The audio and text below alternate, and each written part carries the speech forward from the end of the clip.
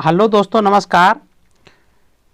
चलिए, दिल्ली सल्तनत कालीन जो शासन व्यवस्था है उनसे जुड़े हुए जो महत्वपूर्ण तथ्य दिए गए हैं उन तथ्यों को एक एक करके देखते हैं। चलिए आरंभ करते हैं। दिया है कि दिल्ली सल्तनत कालीन शासन व्यवस्था, इसमें कह रहा है कि केंद्रीय प्रशासन का जो मुखिया होता था वो सुल्तान होता है। सल्तनत काल में जो प्रशासन का केंद्र होता था, केंद्रीय प्रशासन का जो मुखिया होता था उसको वह सुल्तान ही होता था, यानी राजा ही होता था। बलबन एवं अलाउद्दीन के समय अमीर प्रभावहीन हो गया था। बलबन जो सल्तनत काल में योग शासक था और अलाउद्दीन का भी नाम सल्तनत काल में एक प्रमुख सुल्तानों के रूप में लिया जाता है। ये दोनों ऐसे शासक थे जो अमीर को जो विशेषाधिकार प्राप्त था उस विशेषाधिकार को दोनों ने खत्म कर दिया था। इसलिए कह रहा है कि बलबन और अलाउद्दीन के शासनकाल में अमीर जो था वो प्रभावहीन हो गया था। अमीरों का महत्व चरम उत्कर्ष पर था लोधी वंश के शासनकाल में। जब लोधी वंश शासन करता है तो उस समय अमीर को ज़्यादा विशेषाधिकार प्राप्त हो गया था, इसलिए उसका महत्व बहुत ज़्यादा बढ़ गया था। सल्तनत काल में मंत्री परिषद को मजलिस ए खलबत कहा जाता था, यानी सुल्तान जो होता था और उनके जो मंत्री परिषद होते थे, सभी मंत्री का जो समूह होता था उनको मंत्री परिषद कहा जाता था और मंत्री परिषद को मजलिस ए खलबत के नाम से पुकारा जाता था। मजलिस ए खास में मजलिस ए खलबत की बैठक होती थी। जहां मंत्री परिषद की बैठक होती थी उसको कहा जाता था मजलिस ए खास। बार ए खास, इनमें सुल्तान सभी दरबारियों, खानों, अमीरों, मालिकों और रईसों को बुलाता था। यानी दरबार की एक बैठक, एक जो घर था जिनको बार ए खास कहा जाता था और वहाँ दरबार लगते थे और वहाँ सुल्तान बैठते थे। दरबारी के साथ बैठक करते थे, खानों के साथ करते थे, अमीर लोग के साथ करते थे, मालिकों के साथ करते थे और रईस लोग, पैसा वाले जो लोग होते थे उनके साथ वो बैठक करते थे और उस जगह का नाम था बार ए खास। बार ए आजम, सुल्तान राज्य के कार्यों का अधिकांश भाग पूरा करता था। राज्य से संबंधित जो भी कार्य करते थे उसका अधिकांश भाग बार ए आजम में बैठ करके राजा के द्वारा पूरा किया जाता था। आगे बढ़ते हैं। करा सुल्तान में दीवान रियासत धार्मिक मामलों, पवित्र स्थानों तथा योग विद्वानों और धर्म परायण लोगों को वजीफा देता था। यानी सल्तनत काल में दीवाने रियासत धार्मिक मामलों, पवित्र स्थानों तथा योग विद्वानों और धर्म परायण लोगों को वजीफा देता था, यानी उसे पैसे दिया जाता था। इसका अध्यक्ष प्रमुख सदर होता था और दीवाने रियासत का जो प्रमुख होता था वो सदर होता था, जो साधारणतः प्रधान काजी होता था। काजी कहा जाता था जज को, न्यायाधीश को। जो प्रधान काजी होता था, मुखिया होता था। न्याय विभाग का भी अध्यक्ष होता था। जो काजी होता था ये न्याय विभाग का भी अध्यक्ष होता था। दीवाने इंसान नामक विभाग राज्य के पत्राचार से संबंध रखता था। दीवाने इंसान नामक जो विभाग था वो राज्य के जो पत्राचार विभाग होता था, डाक विभाग, उससे संबंध जुड़ा हुआ था। साम्राज्य के विभिन्न भागों में चल रही गतिविधियों को पूर्ण जानकारी के लिए दूतों की नियुक्ति की जाती थी। जो दिल्ली सल्तनत काल में साम्राज्य था और साम्राज्य के चारों तरफ या कहिए पूरे साम्राज्य में जो भी गतिविधियां चल रही थी उनकी जानकारी रखने के लिए एक दूत की नियुक्ति की जाती थी और ये दूत बरीद कहलाते थे और इस दूत को बरीद कहा जाता था, यानी एक तरह से कहिए गुप्तचर, इनको बरीद कहा जाता था। शासक की सबसे ज़्यादा विश्वास पात्र लोग ही मुख्य बरीद के पद पर नियुक्त होते थे और ये वो लोग होते थे, बरीद के पद पर शासक उन्हीं को नियुक्त करते थे जिनके ऊपर उनको ज़्यादा विश्वास होता था। आगे बढ़ते हैं। लोक निर्माण विभाग की स्थापना फिरोज तुगलक ने की थी, यानी लोगों के कल्याण के लिए लोक निर्माण विभाग की स्थापना फिरोज तुगलक के द्वारा की जाती है। यह विभाग नहरों और सार्वजनिक भवनों का निर्माण करता था। यह विभाग जो था नहरों और सार्वजनिक लोक निर्माण विभाग का निर्माण फिरोज तुगलक ने की थी। यह विभाग नहरों एवं सार्वजनिक भवनों का निर्माण करता था। अगला पॉइंट है, सल्तनत अनेक प्रांतों में बटा हुआ था। सल्तनत काल में जो साम्राज्य था वो भी प्रांतों यानी राज्यों में बटा था, जिसे इक्ता कहा जाता था। बहुत इंपॉर्टेंट है। सल्तनत काल में जो प्रांत होते थे आज क्या कहा जाता है, राज कहा जाता था। और सल्तनत काल में जो प्रांत होता था उसको इक्ता कहा जाता था या सूबा कहिए, सूबा भी कहा जाता था। यहाँ का शासक नायब या बली या मुक्ति द्वारा होता था, और राज का जो शासक होता था उसे या तो नायब कहिए या बली कहिए या मुक्ति कहिए। ये लोग वहाँ के प्रमुख होते थे, राज के प्रमुख होते थे, जिनको इक्ता कहा जाता था। इक्ताओं को सीकों जिलों में विभाजित किया था, और राज को जो है जिला में बांटा गया था, और जिनको सीकों कहा जाता था। राज को जिला में बांटा गया था, यानी इक्ता को सीकों में बांटा गया था, जो वर्तमान में जिला के समान था। जहाँ का प्रमुख अधिकारी सिकदार होता था, जो एक सैनिक अधिकारी होता था, और जिला का जो प्रमुख होता था वो सिकदार होता था, यानी सिकों का जो प्रमुख होता था उसे सिकदार कहा जाता था, और ये सैनिक अधिकारी होता था। आगे बढ़ते हैं, राजस्व कर व्यवस्था से जुड़े हुए तत्व को देख लेते हैं। कह रहा है उस्र, दिल्ली सल्तनत काल में उस्र एक प्रकार का टैक्स था।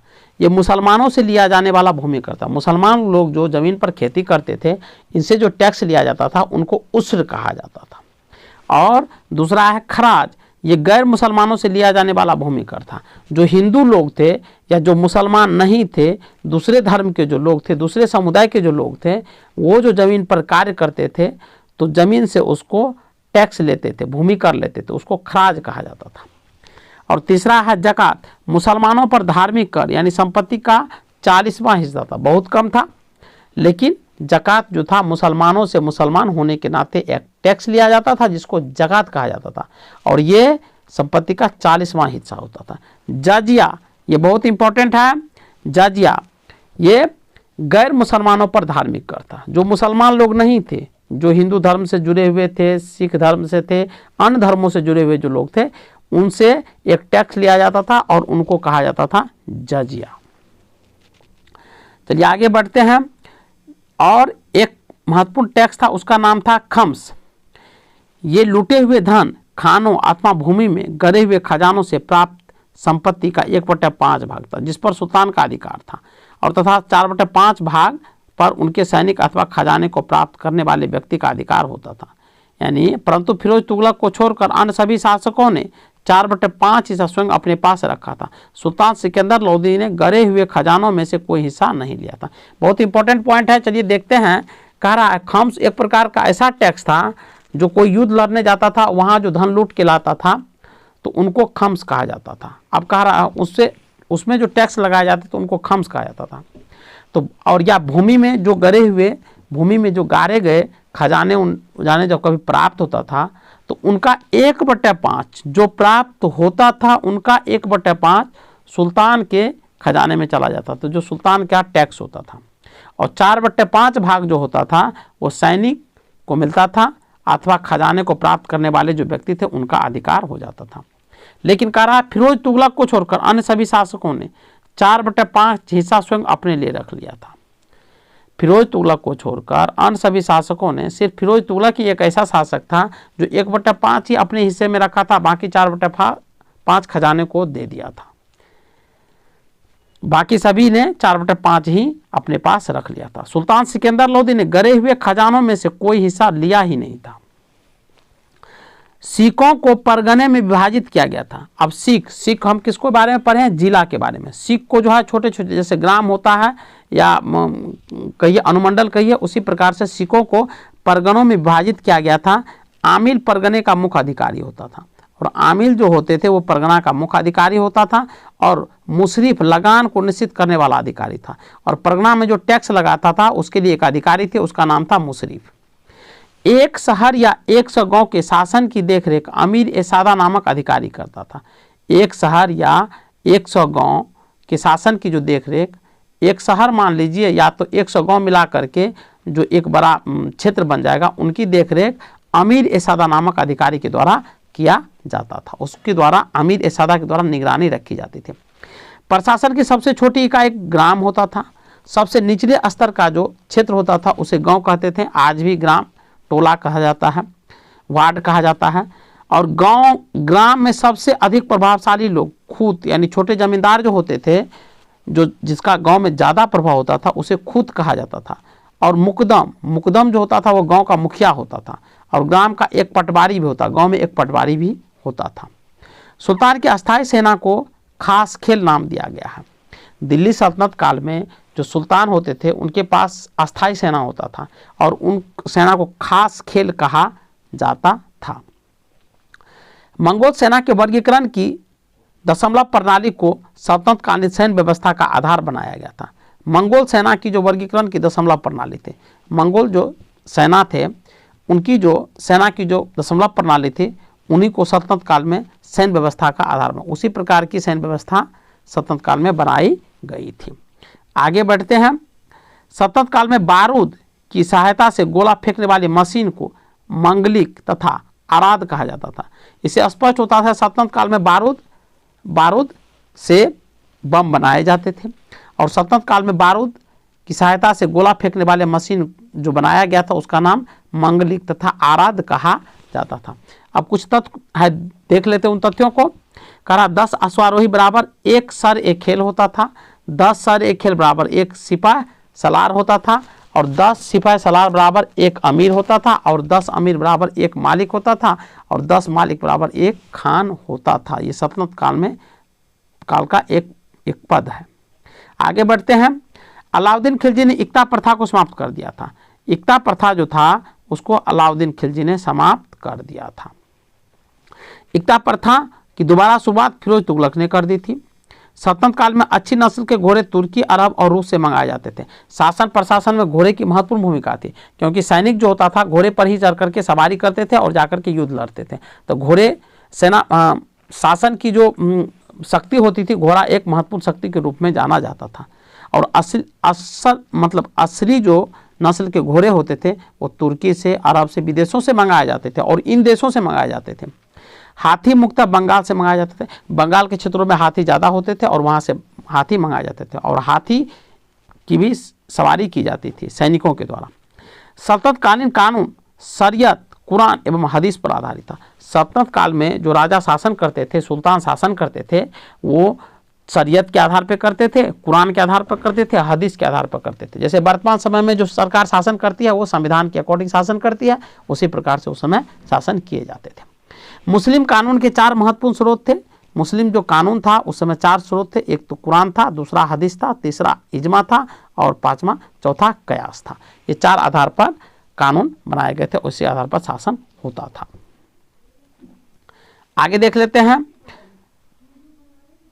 सुल्तान सप्ताह में 2 बार दरबार में न्याय करने के लिए उपस्थित होता था। सुल्तान जो था, शासक जो था, राजा जो था, वो 2 बार दरबार में उपस्थित होते थे और न्याय करने के लिए उपस्थित होते थे। यानी कोई व्यक्ति अपराध किया है या नहीं किया है, उसको न्याय दिया जाए या नहीं दिया जाए, दंड दिया जाए, इसके लिए सुल्तान उपस्थित होते थे।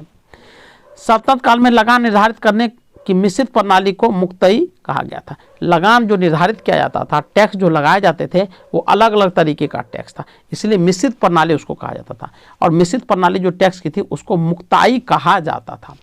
भूमि की नाप जोख करने के बाद क्षेत्रफल के आधार पर लगान का निर्धारण मसाहत कहलाता था।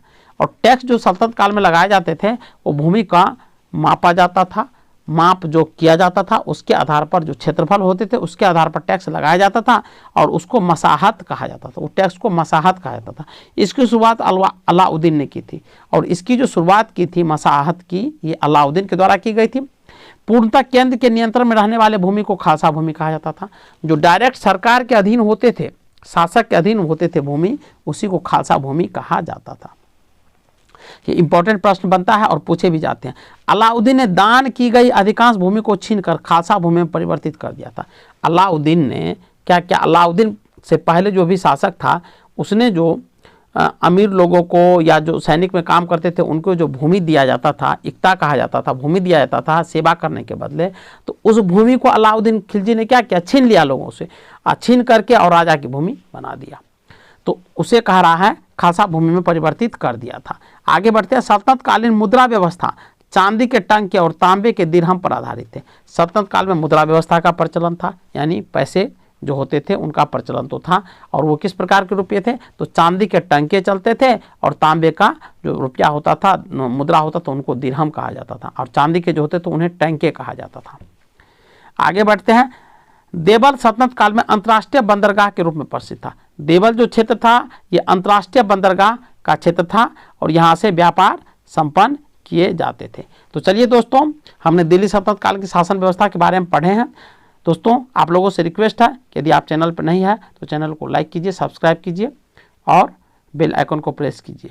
चलिए मिलते हैं नेक्स्ट वीडियो में, तब तक के लिए जय हिंद।